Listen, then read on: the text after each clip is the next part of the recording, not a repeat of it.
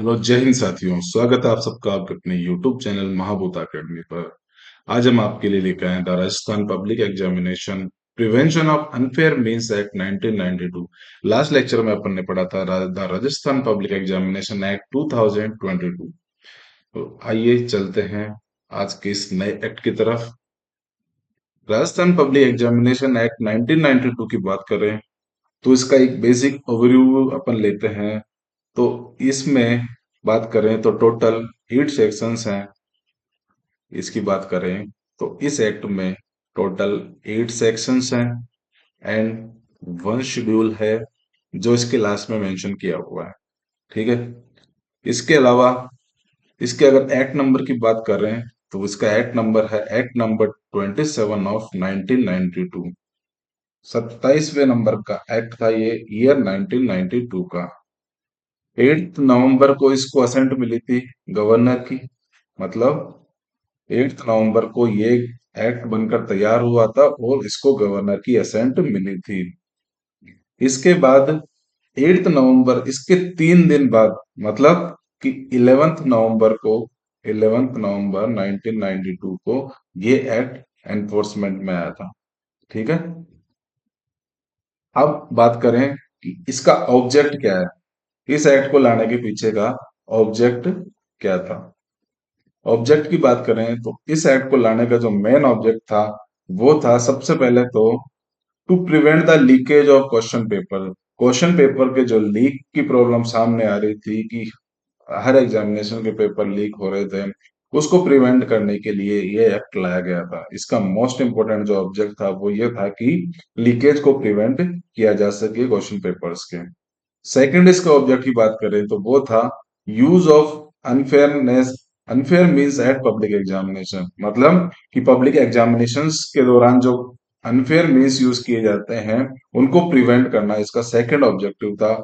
और थर्ड इसका जो ऑब्जेक्टिव था वो था कि कोई भी इंसिडेंटल मैटर जो थे उनको प्रिवेंट करना।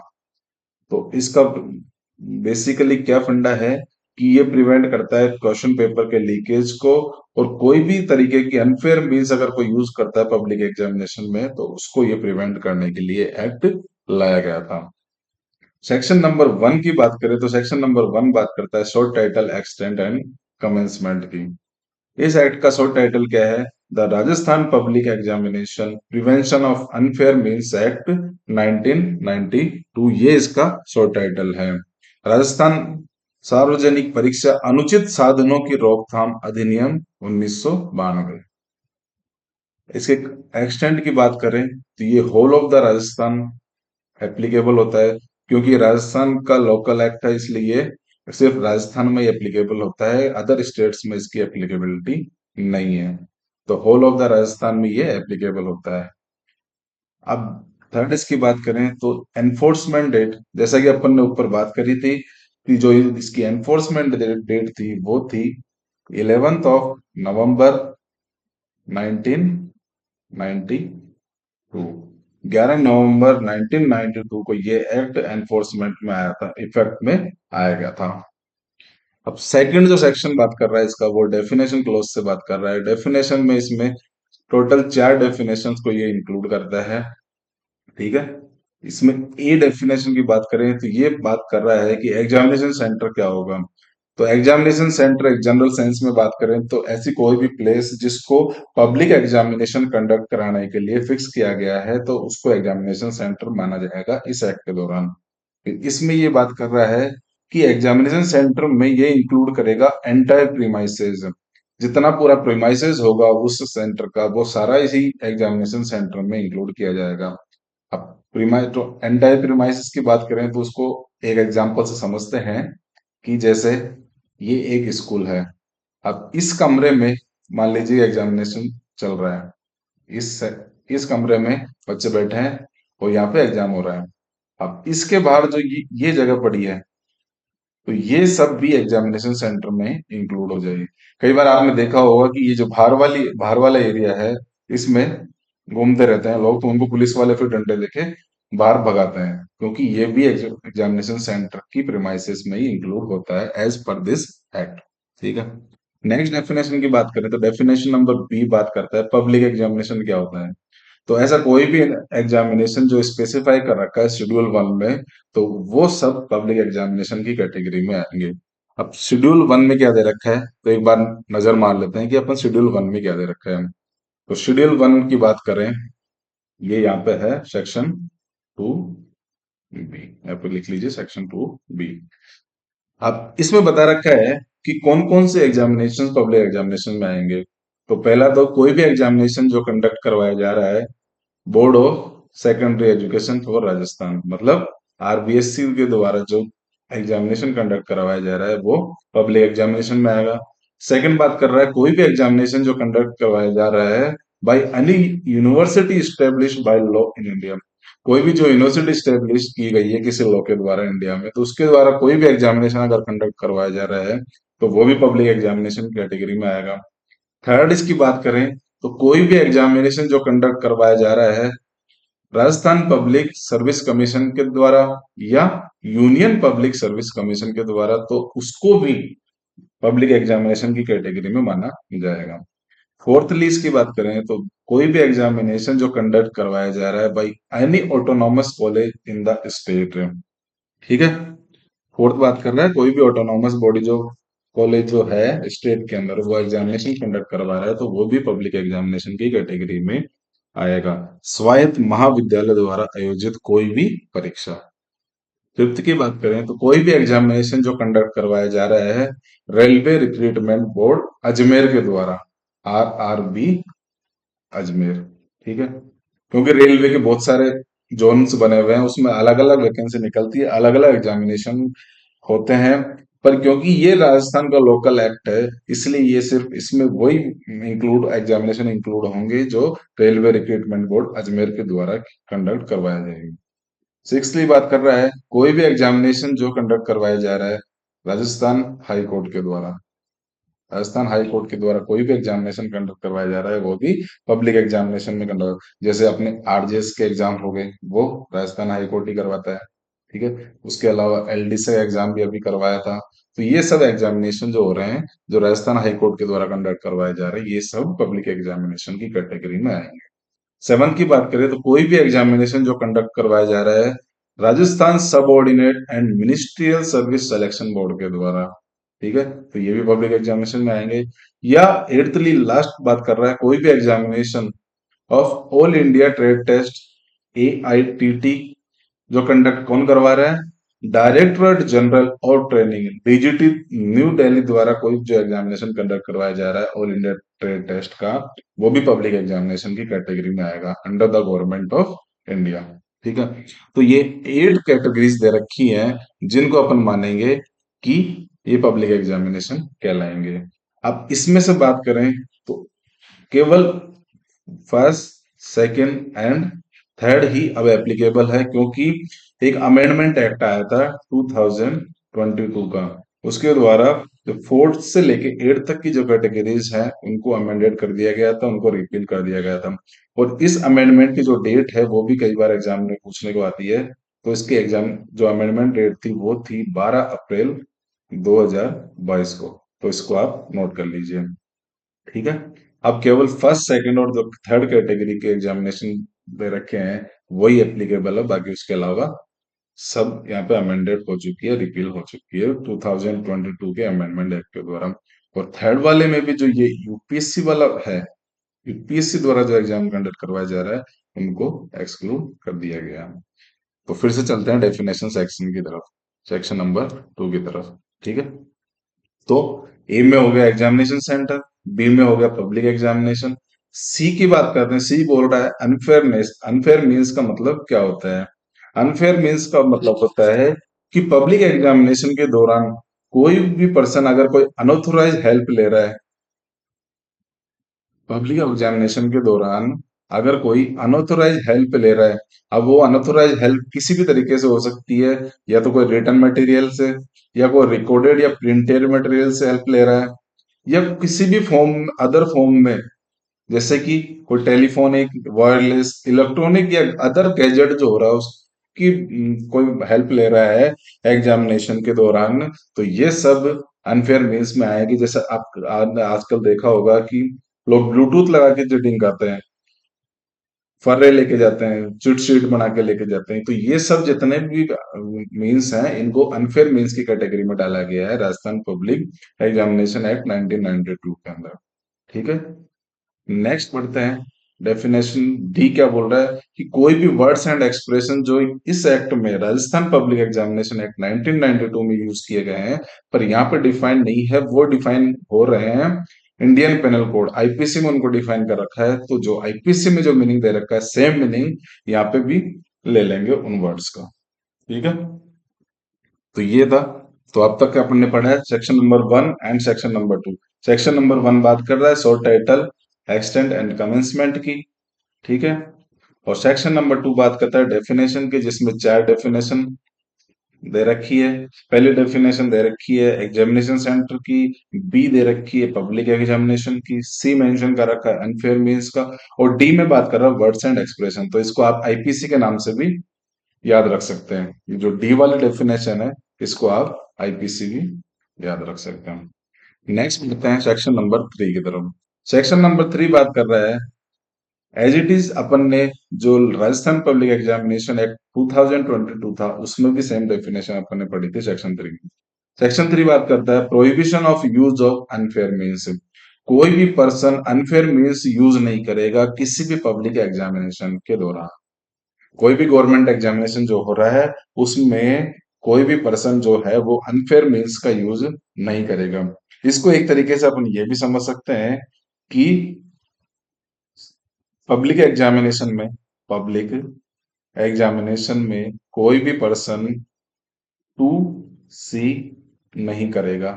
ठीक है, यही तो बात हो गई ना कि पब्लिक एग्जामिनेशन में कोई अनफेयर मीन्स यूज नहीं करेगा। अब अनफेयर मीन्स दे रखा है सेक्शन 2 बी सी में, क्योंकि डिफाइन तो इसको 2 सी में ही कर रखा है ना, तो इसलिए अपन इसको ये भी बोल सकते हैं कि कोई भी पर्सन पब्लिक एग्जामिनेशन में 2 सी नहीं करेगा, मतलब अनफेयर मीन्स का यूज नहीं करेगा। तो सेक्शन 3 प्रोहिबिट करता है unfair means, use of unfair means in the public examination.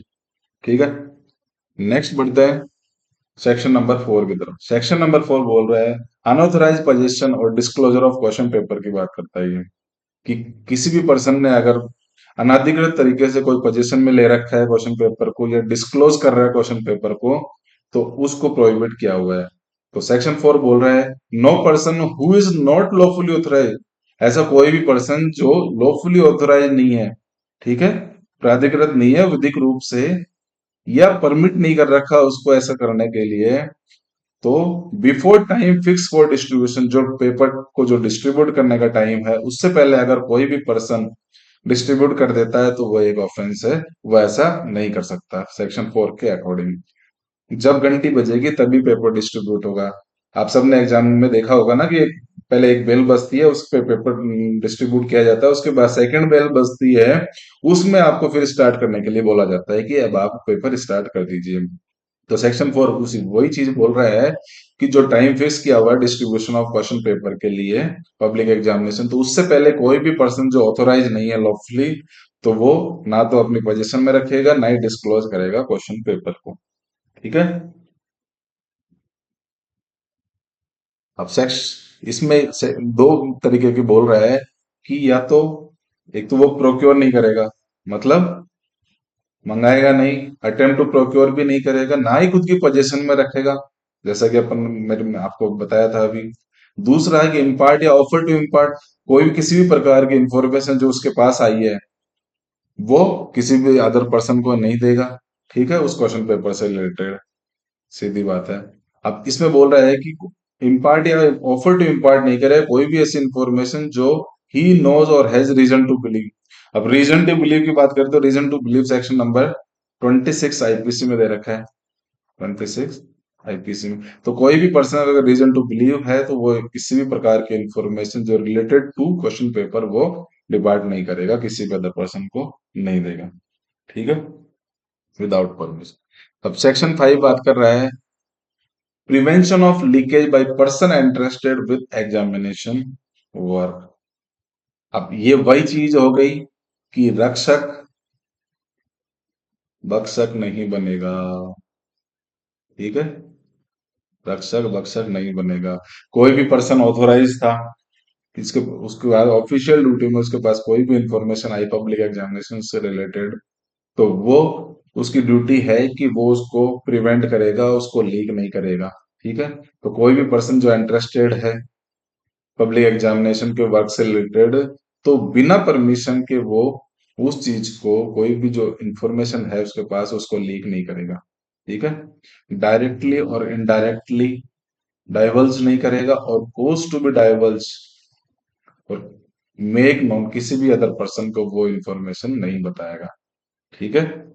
जो उसकी नॉलेज में आई है बाय वर्च्यू ऑफ, क्योंकि वो उस पब्लिक एग्जामिनेशन से रिलेटेड है, उसमें इन्वॉल्व है, इंटरेस्टेड है, इसलिए उसके पास वो इन्फॉर्मेशन आई है, तो उसकी ड्यूटी है कि उस इन्फॉर्मेशन को अपने तक रखेगा, प्रिवेंट करेगा, उसको अदर पर्सन को वो इन्फॉर्मेशन नहीं बताएगा, उसको लीक को प्रिवेंट करने की उसकी ड्यूटी है।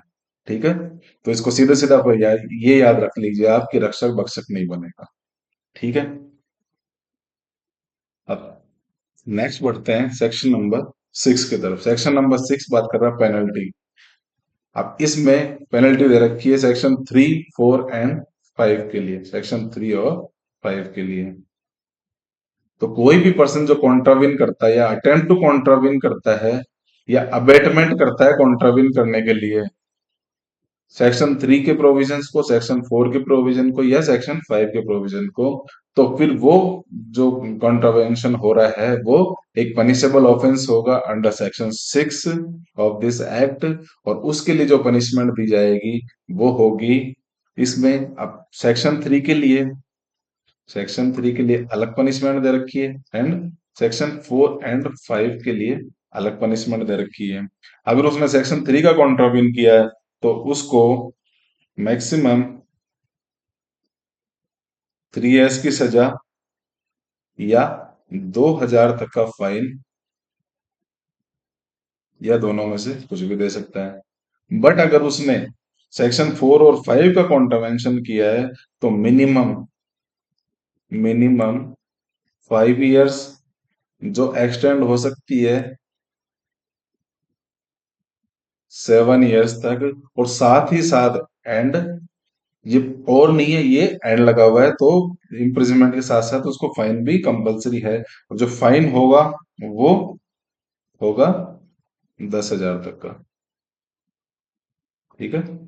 10,000 तक का उसको फाइन। तो सेक्शन 6 में बोल रहा है कि अगर सेक्शन 3 का कॉन्ट्रावेन किया है तो 3,000 तक की सजा, 2,000 तक का फाइन, या दोनों में से कुछ भी दे सकते हैं। और सेक्शन 4 और 5 का अगर कॉन्ट्रावेंशन कर रहा है वो, तो उसको मिनिमम 5 year की इम्प्रिजनमेंट, जो एक्सटेंड होके जा सकती है 7 years तक, एंड साथ ही साथ उसको 10,000 तक का फाइन भी दिया जाएगा। ठीक है। अब नेक्स्ट बात करते हैं सेक्शन नंबर 6 ए। इसमें मेंशन नहीं कर रखा।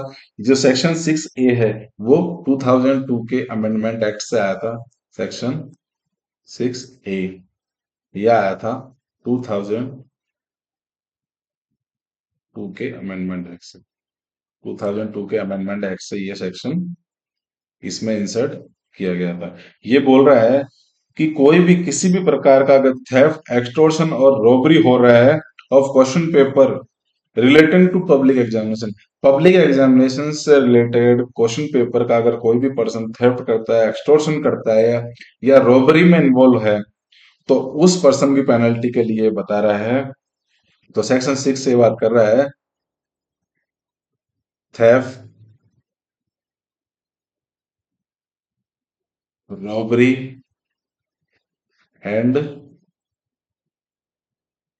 Extortion of question paper with reference to public examination. तो अगर कोई भी पर्सन थेफ्ट करता है, रॉबरी करता है या एक्सटॉर्शन करता है क्वेश्चन पेपर का with reference to public examination, तो उसके लिए पेनल्टी प्रोवाइड करता है सेक्शन 6 ए, जो 2002 के अमेंडमेंट एक्ट से जोड़ा गया था। ठीक है। और इसमें जो पनिशमेंट दे रखी है वो है मिनिमम 5 years, जो एक्सटेंड होके जा सकती है 7 years तक की, एंड जो फाइन होगा वो होगा 15,000 से लेके 1 लाख तक। ठीक है। तो अगर कोई जो इसका कॉन्ट्रावीन कर रहा है 6 का प्रोविजंस का, थेफ्ट कर रहा है, रॉबरी कर रहा है, एक्सटॉर्शन कर रहा है क्वेश्चन पेपर का, तो उसको 5 साल मिनिमम इम्प्रिजनमेंट दी जाएगी, जो एक्सटेंड होकर जा सकती है 7 ईयर्स तक। एंड साथ ही साथ उसको फाइन भी कंपल्सरीली उस पर इम्पोज किया जाएगा, जो कम से कम 15,000 का, जो बढ़कर हो सकता है 1 लाख तक का। ठीक है। इसकी अमेंडमेंट डेट भी आप लिख लीजिए, सेक्शन 6A की, जो किस डेट को ये अमेंडमेंट एक्ट आया था, ये था 17 जून, 17 जून 2002 को ये आया था। ठीक है। नेक्स्ट बढ़ते हैं सेक्शन नंबर 7 की तरफ। सेक्शन नंबर 7 बात कर रहा है penalty for offense with preparation to cause hurt. उपपत्ति कारित करने की तैयारी के साथ अपराध करने के कारण शास्ति, उसके लिए ये प्रोविजन दे रखा है सेक्शन नंबर 7 के अंदर। तो सेक्शन 7 बात कर रहा है कि कोई भी पर्सन भय पैदा करने के लिए, ठीक है, भय पैदा करने के लिए तैयारी करके सेक्शन 6 के अधीन अगर कोई दंडनीय अपराध करता है, तो उसके दौरान वो क्या क्या करता है, made preparation for causing death. भाई ऑफेंस करने के लिए, जो कोई भी ऑफेंस जो पनिशेबल है सेक्शन 6 में, उसको करने के लिए अगर वो तैयारी करता है, और तैयारी में वो क्या क्या करता है, causing death of any person, causing hurt to any person, और असोल्टिंग एनी पर्सन, और for wrongfully restraining any person. तो अगर इन चारों में से, ये तो डेथ हो गया, हर्ट हो गया सेकंड, थर्ड असोल्ट हो गया, फोर्थ रॉन्गफुल रेस्ट्रेंट हो गया। तो अगर सेक्शन 6 में पनिशेबल ऑफेंस करने के साथ साथ अगर वो प्रिपरेशन भी करता है, तो डेथ की, हर्ट की, असोल्ट करने की, या रॉन्गफुल रेस्ट्रेंट करने की, तो उसको फिर वो पनिशेबल होगा विद इम्प्रिजनमेंट, जो एक्सटेंड होके जा सकती है 3 इयर्स तक की। एंड साथ ही साथ, एंड दे रखा ना, साथ ही साथ वो फाइन भी इम्पोज किया जाएगा, जो एक्सटेंड होके जा सकता है 5 इयर्स तक। तो मैक्सिमम 3 इयर्स इम्प्रिजनमेंट, और फाइन मैक्सिमम 5,000 का इस पे इम्पोज किया जा सकता है, जो ये ऑफेंस करने के साथ साथ ये चारों की प्रिपरेशन भी करता है। नेक्स्ट और जो लास्ट सेक्शन है इस एक्ट का, वो है पावर टू अमेंड शेड्यूल।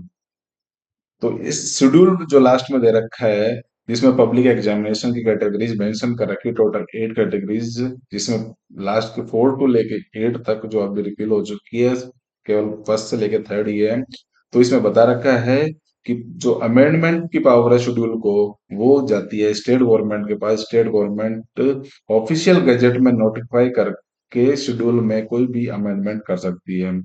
बहुत सारे लोकल लॉज या अदर एक्ट्स हैं जिनमें नेसेसरीली अमेंडमेंट होते रहते हैं शेड्यूल के अंदर, जैसा कि एसेंशियल कमोडिटीज एक्ट आया था। एसेंशियल कमोडिटीज एक्ट का नाम आपने सुना होगा। उसमें ड्यूरिंग द जो कोविड सिचुएशन थी, उसमें N95 मास्क को कंपल्सरीली ऐड कर दिया गया था, पर जैसे ही कोविड की सिचुएशन एंड हुई थी, उसके 6 महीने के बाद उसको, जो N95 का जो प्रोविजन था, उसको शेड्यूल में से हटा दिया गया था। तो इस प्रकार से बहुत से एक्ट हैं जिनमें शेड्यूल आमतौर पर अमेंड होता रहता है।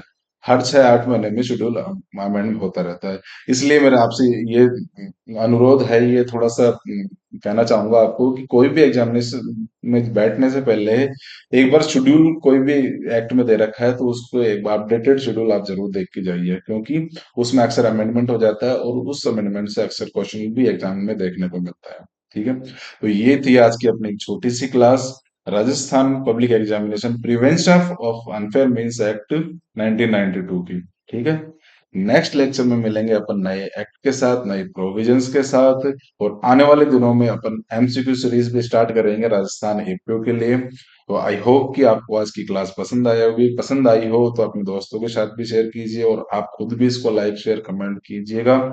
इसको 1-2 बार आप रिवाइज कर लीजिए, तो आपके दिमाग में ये सेट हो जाएगा, और जैसे ही आप एग्जाम में क्वेश्चन देखेंगे, तो तुरंत आपका क्वेश्चन सही हो जाएगा। तो ठीक है दोस्तों, आज के लिए बस इतना ही। जय हिंद, जय भारत, जय राजस्थान।